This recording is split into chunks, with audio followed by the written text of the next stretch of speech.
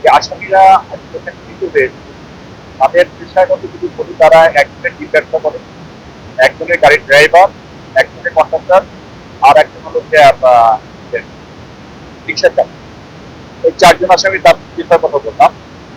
মূলত এই মামলাটা যে ঘটনা যে সামনে ঘটে, এটা আসলে আমাদের প্রতিটা মানুষের এখানে একটা হৃদয়ের কাজ করে। সিকেডি হাসপাতাল একটা টেরিবল হাসপাতাল, এটার এরকম অনাকাঙ্ক্ষিত ঘটনা বা এরকম ঘটনা সবাই আমরা এটার জন্য দুঃখ প্রকাশ করি।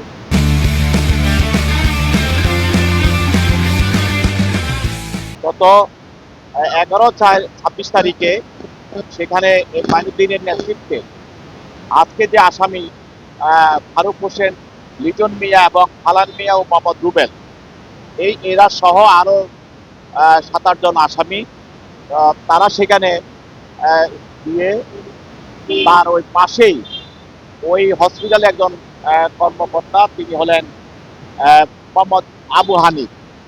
তিনি অপারেশন থিয়েটারের একজন ইনচার্জ। তার কাছে 5 লক্ষ টাকা দাবি করেন যে তুমি এই হসপিটাল চালাইতে হলে আমাদেরকে টাকা দিতে হবে, এবং 5 লক্ষ টাকা চাঁদা দাবি করেন। পরিপ্রেক্ষিতে তিনি ওই এলাকায় তারা একটা ক্ষোভ সৃষ্টি করে এবং হসপিটালের সামনে তারা বিভিন্ন ধরনের গালিগালাজ এবং সে হসপিটালের যে মালিক এবং সে সুনামধন্য যে ডাক্তার কামরুল ইসলামের নামে বিভিন্ন ধরনের অকথ্য ভাষা গালাগালি করে এবং তার চিকিৎসা আমরা তুলে নিবে, এই ধরনের তারা সেখানে স্লোগান দেয়।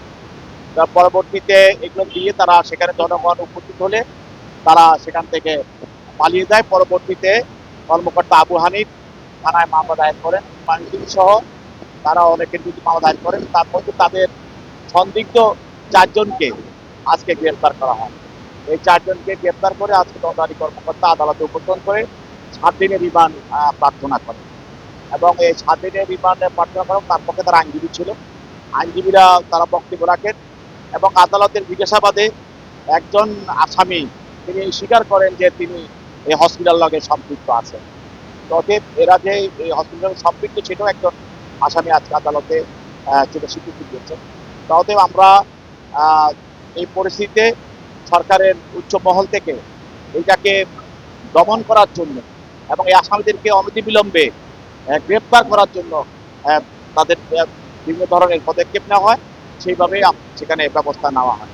এবং সেখানে ডাক্তার কামরুল ইসলামের সঙ্গে অনেকে নেতৃবৃন্দ দেখা করেন এবং তাকে সমবেদনা জানান। সরকার এই বিষয়টাকে খুব সিরিয়াসলি নিয়েছে।